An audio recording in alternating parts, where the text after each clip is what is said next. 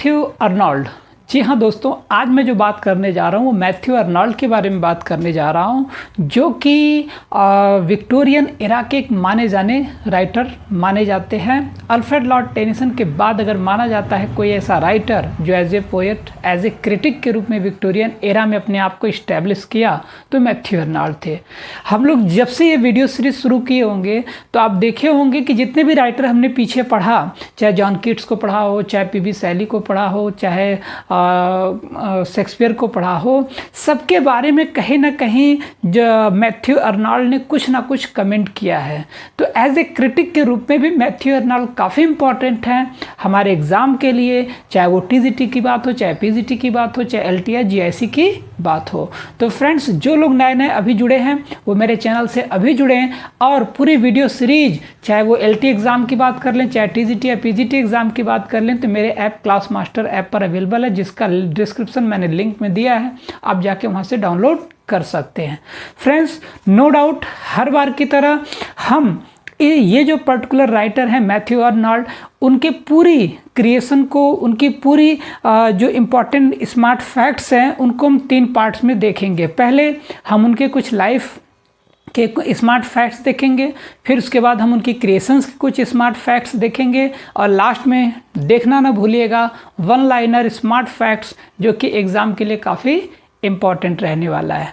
तो फ्रेंड्स, देर न हो करते हुए आइए हम लोग शुरू करते हैं। स्क्रीन पे निगाह आपकी रहनी चाहिए, और साथ साथ जैसे मैं बता रहा हूँ चीज़ों को सुनते जाइए और नोट भी करते जाइए आप फ्रेंड्स। तो फ्रेंड्स, नो डाउट सबसे पहले अगर मैथ्यू अर्नोल्ड की बात करें तो विक्टोरियन एरा से संबंधित हैं। अगर इनकी डेट ऑफ बर्थ की बात करें फ्रेंड्स, तो इनकी जो डेट ऑफ बर्थ है वह 24 दिसंबर 1822 मानी जाती है। इंग्लैंड में एक मिडिल सेक्स में एक जगह है लालेहम के नाम से, वहाँ पे इनका बर्थ जन्म हुआ था। If you talk about the timing of his death friends, 15 अप्रैल 1888 इनकी जो है डेथ की टाइमिंग मानी जाती है। फ्रेंड्स, अगर इनके हम पेरेंट्स की बात कर लें तो इनके फादर्स का जो नाम था वो थॉमस अर्नोल्ड था, जो कि हेड मास्टर थे रग्बी स्कूल में, और माँ का नाम जो था वो मैरी था। यदि फ्रेंड्स हम इनके एजुकेशन की बात कर लें तो इन्होंने रग्बी चैपल को अपने शुरुआती दिनों में ज्वाइन किया, फिर उसके बाद ये ऑक्सफोर्ड के भी स्टूडेंट रहे। यदि हम इनके स्पाउस, इनकी वाइफ की बात कर लें फ्रेंड्स, तो फ्रांसिस लूसी व्हाइटमैन, जिनके साथ इनकी शादी जो है 1851 में होती है फ्रेंड्स, वो इनकी वाइफ थी। यदि हम ऑक्यूपेशन की बात कर लें तो मैथ्यू अर्नोल्ड एक विक्टोरियन पोएट, एक क्रिटिक, और इन्हें क्लासिस्ट के नाम से भी जाना जाता है। तो फ्रेंड्स, ये कुछ ब्रीफ में पॉइंट्स थे जो मैंने आज आपको यहाँ पर बताया। इसके बाद हम बात करते हैं उनके लाइफ से संबंधित कुछ स्मार्ट फैक्ट्स को लेके। इसको आप थोड़ा ध्यान से देखिएगा, क्योंकि इसमें आपको एग्जाम के लिए कुछ पॉइंट्स मिलेंगे। यदि उनके फादर की बात कर लें, पीजीटी में अक्सर फादर को लेके क्वेश्चन बनते हैं, तो उनके फादर जो थॉमस अर्नोल्ड थे और यंग क्लर्जीमैन थे, was known as prominent educator and historian. उनके एक बेहतरीन हिस्टोरियन और एजुकेटर के रूप में माना जाता था। 1828 में अर्नोल्ड जो थे वो रग्बी स्कूल तक गए, जहाँ पर उनके पिता जी जो थॉमस अर्नोल्ड थे वो हेडमास्टर थे। 1821 तक वहाँ पर वो गए, और वहाँ पर उनकी एक पोयम एल्रिक एट रोम प्रिंट हुई थी उसी रग्बी स्कूल में ही।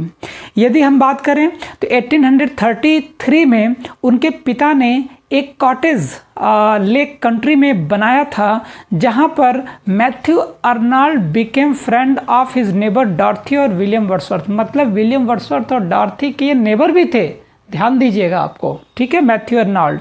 और लेटर ऑन बाद में जाके आर्थर ह्यू क्लो, जो कि इनके फ्रेंड बने अराउंड 1841 में, जिनके मरने पर इन्होंने उनके लिए एक पेस्टोरल एलेजी भी लिखी थी, जिसके बारे में हम इस वीडियो के आगे बात करेंगे।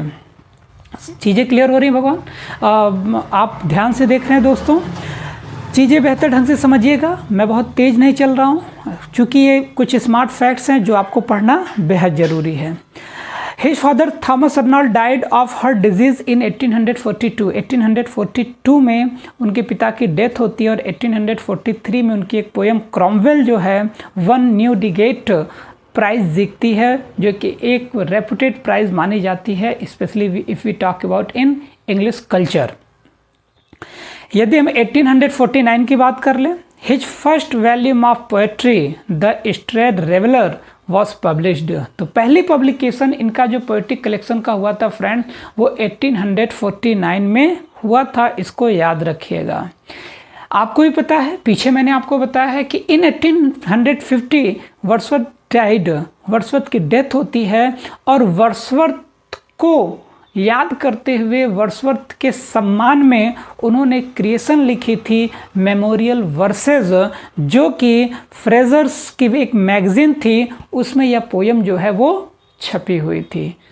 समझ में आ गई बात। मेमोरियल वर्सेस जो है वो वर्ड्सवर्थ के डेथ पर लिखी गई है, जहाँ पर उन्होंने लैमेंट भी किया है और उनकी पोएटिक स्टाइल की उन्होंने प्रेज भी किया है, उसको अप्रिसिएट भी किया है। तो वो किताब कौन सी है, सॉरी वो पोएम कौन सी है, मेमोरियल वर्सेस है।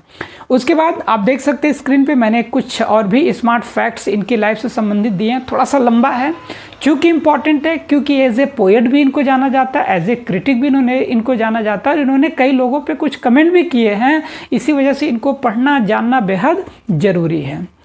इफ़ यू टॉक अबाउट 1852 में, मतलब 1849 के बाद सीधे 3 साल बाद 1852 में इनकी सेकेंड पोएटिक वॉल्यूम जो पब्लिश होती है, जिसका नाम एम्पेडोक्लेस ऑफ एथना था, लेकिन अनफॉर्चुनेटली उस टाइम इसको इन्हें विड्रॉ करना पड़ा और यह पोएम 2 साल के बाद फिर एक बार पब्लिश हुई, जिसमें सोहराब और Rustam and the scholar Gypsy को इन्होंने इंक्लूड किया था। ठीक है, इस कलेक्शन में उन्होंने प्रीफेस भी ऐड किया था, जो कि उनका पहला इम्पॉर्टेंट क्रिटिकल एसे माना जाता है, जिसमें उन्होंने कुछ प्रिंसिपल्स को इंट्रोड्यूस किया था।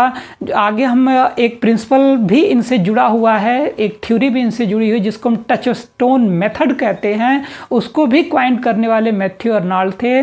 टच स्टोन मेथड में मैथ्यू अर्नाल्ड को कहना क्या चाहते तो उसका शॉर्ट में बताऊंगा, इसको नेक्स्ट वीडियो में, मैं आगे की वीडियो में इस पर डिटेल में हम लोग क्रिटिकल में बात करेंगे।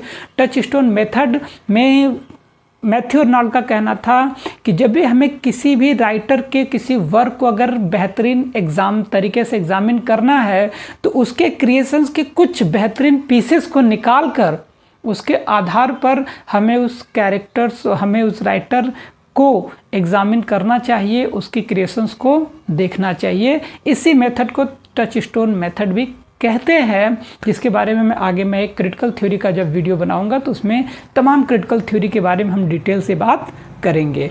बस आप इतना याद रखिए कि मैथ्यू अर्नाल्ड ने टच स्टोन का मेथड भी दिया था, जो कि इंग्लिश में काफ़ी इम्पॉर्टेंट एक क्रिएशन मानी जाती है।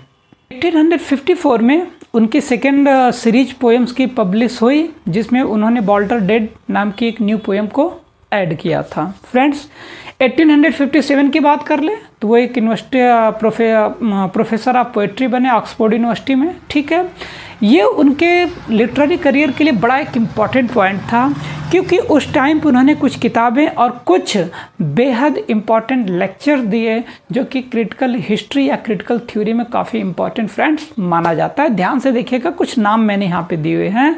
3 सालों तक लगभग वो वहाँ पर रहे। ड्यूरिंग दीज ईयर्स, इन सालों के दौरान Arnold publish several books on literary criticism. Arnold ने लिटरेरी क्रिटिसिज्म में कई सारी किताबों को पब्लिश किया है, इंक्लूडिंग ऑन ट्रांसलेटिंग होमर। यह कई बार पूछा गया है कि ऑन ट्रांसलेटिंग होमर किसकी क्रिएशन है, तो वो मैथ्यू अर्नाल्ड की है। कब पब्लिश हुई थी? 1861 में। क्लियर हो गया। एसे एंड क्रिटिसिज्म, नो डाउट है तो नेट से लेके हर जगह बहुत ज़्यादा पूछा जाता है फ्रेंड्स। तो एसे एंड क्रिटिसिज्म 1865 में पब्लिश हुई थी। On the study of Celtic literature, ये 1867 में हुई थी। मतलब 1861 में ऑन ट्रांसलेटिंग होमर, 1865 में एसे इन क्रिटिसिज्म और 1867 में आपकी on the study of Celtic literature आई थी। क्लियर हो रहा है फ्रेंड्स। फिर उसके बाद 1861 में ही उनकी एक बेहतरीन, एक मेमोरेबल एल्जी पोयम आई थी जिसका नाम था थेरेसिस। यह जो पोयम थी, मैं आपने देखा, स्क्रीन पे देख सकते हैं कि in 1861 Arthur Hugh Clough, a poet and childhood friend of Arnold, died at the age of 42। मात्र 42 के एज में A.H. क्लो का डेथ होती है और Arnold wrote Thyrsis a pastoral elegy to commemorate his death. मतलब थेरेसिस जो एलिजी लिखी गई वो किसकी डेथ पे लिखी गई? आर्थर ह्यू क्लो के डेथ पर लिखी गई थी, जो कि उनके पोएट भी थे और उनके मित्र भी थे। याद रखिएगा थेरेसिस के बारे में। इन 1865 उनकी 65 की हम बात कर लें, ही पब्लिश्ड एसे इन क्रिटिसिज्म। उन्होंने एसे इन क्रिटिसिज्म को पब्लिश किया, which includes the essay the function of criticism at the present time. इसी में एक उसका चैप्टर था the function of criticism at the present time, वो भी इसी में पब्लिश हुआ था। क्लियर हो गया फ्रेंड्स? आगे बढ़े हम। इन 1869, यदि हम 1869 की बात कर लें तो इनकी एक और बेहतरीन क्रिएशन आई जो कि क्रिटिकल थ्योरी में पढ़ी जाती है, Culture and Anarchy, where by he became known as epistle of culture, जिसको एपिस्टल ऑफ कल्चर के नाम से भी जाना जाता है फ्रेंड्स। तो कब आई थी? 1869। मतलब 1860 से लेके 1870 का जो पीरियड था इनके लिए काफ़ी इम्पॉर्टेंट था फ्रेंड्स। एक से एक बेहतरीन क्रिएशन इसी दौरान आई हुई थी। यदि हम बात कर लें 1879 की, Arnold published the essay. Arnold ने वर्ड्सवर्थ नाम से एक एसे भी लिखा हुआ था जो कि लिटरेरी क्रिटिसिज्म में पढ़ा जाता है, वो 1879 में आया था, याद रखिएगा। ठीक है फ्रेंड्स? उसके बाद अर्नाल्ड की जो डेथ होती है वो बड़ी अचानक होती है, एक अनएक्सपेक्टेड डेथ होती है ड्यू टू हार्ट फेलियर के कारण उनकी जो डेथ है वह 1888 में होती है। और he was buried at Laleham with the 3 sons. अपने उन बच्चों के साथ ही उनको दफनाया जाता, whose early loss had shadowed his life, जिनके जल्दी मर जाने की वजह से कहीं ना कहीं उसकी भी छाया उनकी लाइफ पर थी। यही वजह थी कि हार्ट अटैक आता है 1888 में और वो डेथ होते हैं। तो friends, these are the smart facts about the life of Matthew Arnold, a great Victorian critic, poet and classist.